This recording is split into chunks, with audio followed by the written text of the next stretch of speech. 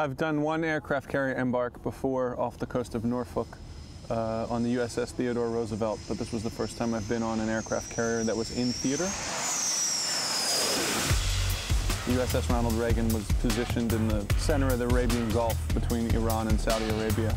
So when we got off of the plane and landed on the deck of the aircraft carrier, it's very overwhelming. There's the heat, there's the noise.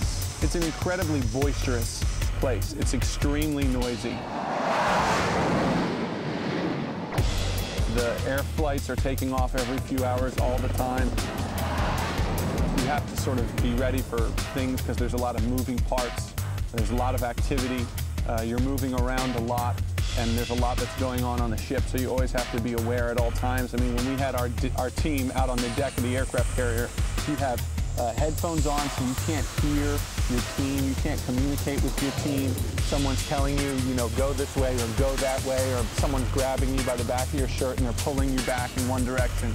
It's very difficult to communicate. Sir, starboard heel port.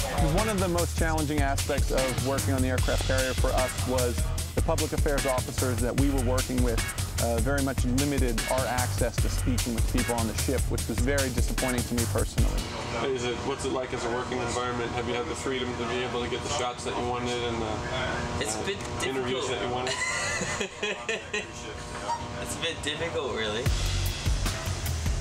There were instances where public affairs officers stepped in the middle of the interview and asked us to stop, or said we wouldn't be able to talk to people because they didn't like that we were talking about things that were strategic or things that were emotional, things that, were interesting to us as journalists to find out, hey, this kid's 18 or this kid's 19 and he's serving on the deck of the aircraft carrier USS Ronald Reagan in one of the most strategic locations in the entire world. What's that like? And we weren't allowed to talk to people about that.